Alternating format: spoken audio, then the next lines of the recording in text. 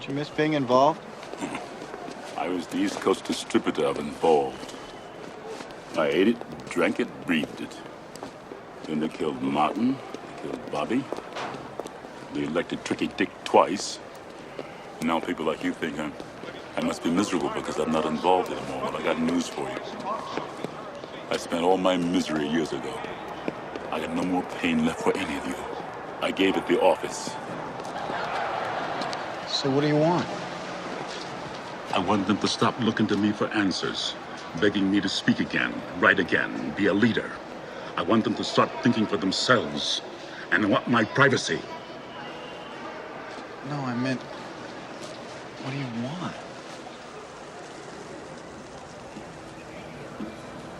Oh. Dog and a beer.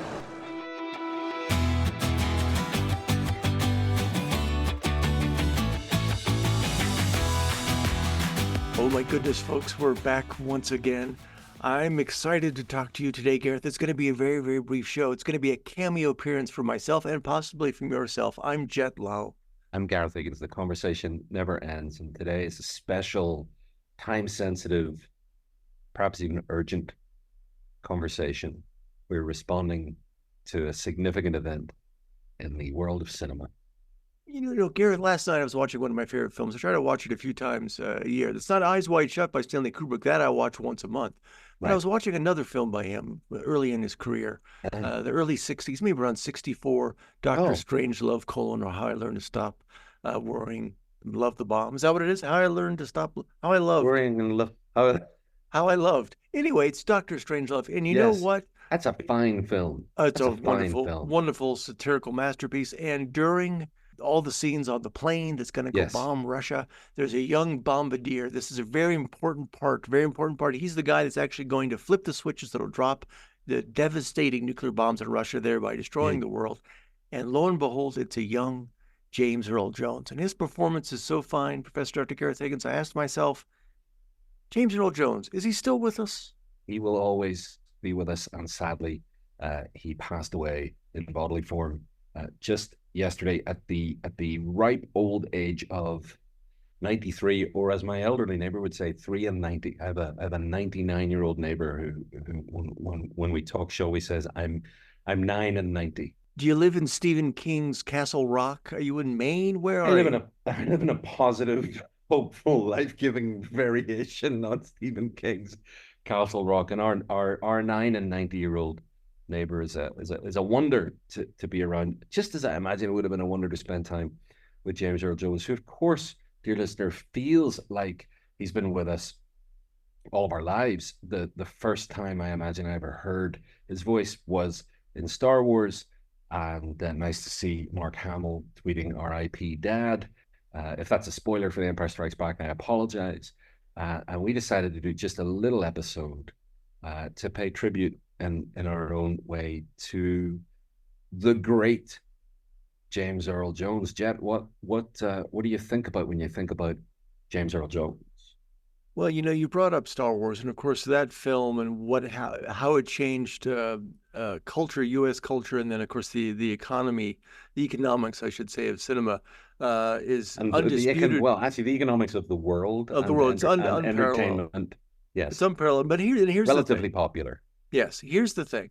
So I'm old enough that when I was a very little kid, I saw Star Wars in the theater, and this was a different time, right? So before streaming and before theater, when I went and saw Beetlejuice, we just talked about this on our last show, it's playing every 10 minutes. So there's nobody into the theaters because they're trying to maximize revenue from being 10 theaters. Star Wars would have been in one theater in my neighborhood and then played for, let's say, 8 months. I know Jaws played for a year. Obviously, that was a little bit before my time. But here's the thing. In Star Wars, when Darth Vader came on the screen the first time we saw him, the audience always packed for months, always packed. The audience, not just like what we call fanboys now that maybe would watch, the superhero films. The audience hissed. It was a visceral reaction. And they hissed because it was a communal experience because I would argue of James Earl Jones' incredible presence. He did a day's work. Hey, Mr. Jones, come in for a day. We're going to give you $7,000. You're not getting any dividend. You're not getting any no rights issues. $7,000, no credit. One day's work, right? And here's the thing. I was a little bit older, a few years older. Return of the Jedi came out. Film, as a young kid, we all enjoyed. Now people don't like it as much, but we enjoyed it. We finally get to see Darth Vader's mask come off. And at this point, we know who James Earl Jones is. We know he does the voice, right? James Earl Jones, famous guy at this point, even to kids. And they take the mask off. And the audience is loving this movie. It's got the little Ewok fellas. It's got the little mouse rats, whatever they're called. Things are happening. People are loving this movie. Sure, Harrison Ford is bored. And, there's all sorts of issues. But people are loving it. Big, you wait 3 years. No streaming, right? Yeah, flying speeder bikes. They're great. He takes the mask off. And you could feel the air just leave the theater. And people are like, what? Who's this guy? Yeah. It That poor guy. should have been the late, great James Earl Jones, a man of such incredible presence. I never saw him on stage, renowned theater actor. He's working Shakespeare, obviously August Wilson's plays. A lot of people watching those clips of Fences online yesterday and today. Should have been James Earl Jones. What an incredible presence in cinema.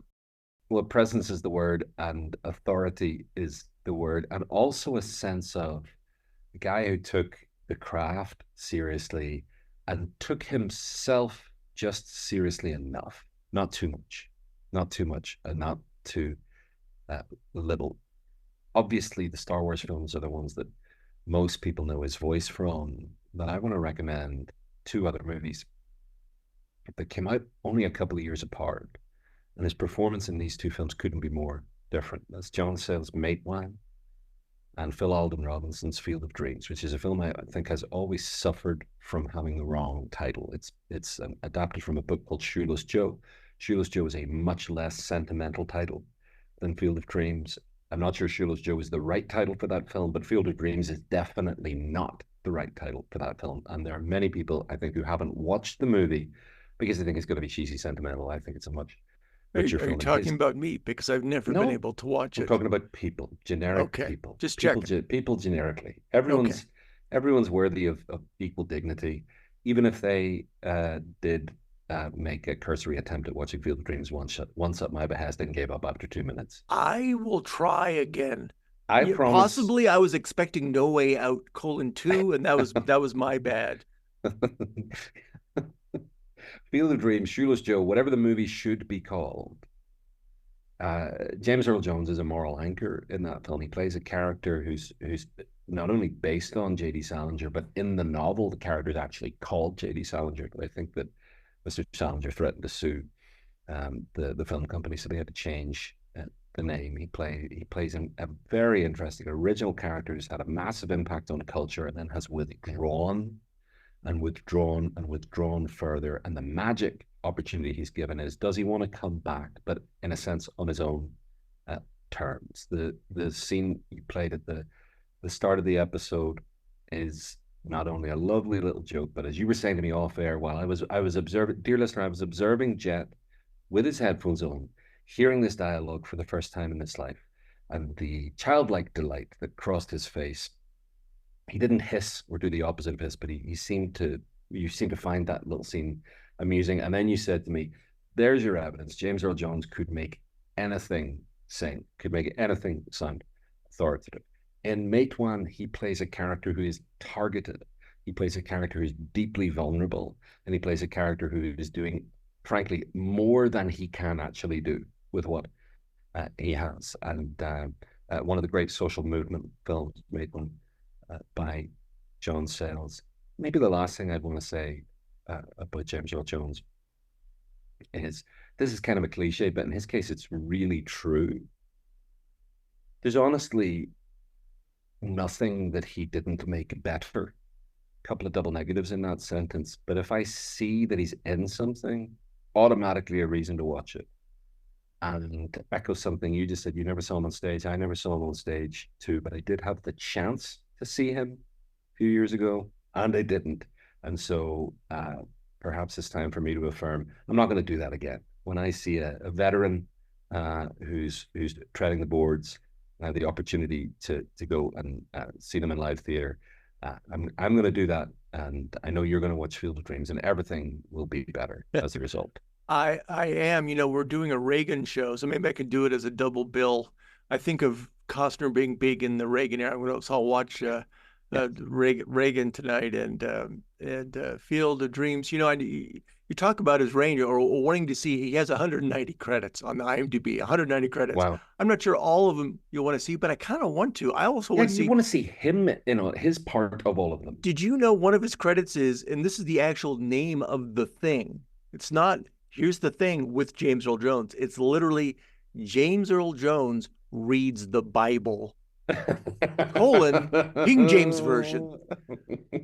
King James Earl Jones version. I want to say one thing. I just want to kind of, for me, my final thought is just about range, because people think about his incredible voice. Yes. He was the voice of CNN, his authoritative kind of voice of God, as people would say, and Darth Vader and Thulsa Doom and Conan, so fantastic. But I want to play a clipper from Dr. Strangelove, because he's a young man. He's playing the bombardier. And I don't want to spoil the film for you, but it's a plane loaded with nuclear weapons, and they've got to drop these weapons, they think, on their target in the Soviet Union, and the bomb bay doors won't open, and they've got enough destructive power a few feet away from them to blow up a city, and the doors aren't opening. What's going to happen? And James Earl Jones plays a young airman, and listen to his voice as he realizes he can't open the doors, but he's also being a professional, because this is his job as the bombardier, arguably the second most important job in the entire plane. Everything's oriented around him. Let's listen in. Bomb door circuits, negative function, lights red. Switching backup circuits. Roger. Backup circuit switched in, still negative function. Engage emergency power. Roger. Emergency power on, still negative function. Operate manual override. Roger.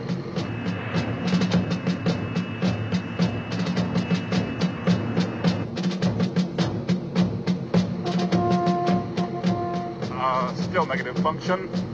The Teleflex drive cable must be sheared away. Fire the explosive bolt. Roger.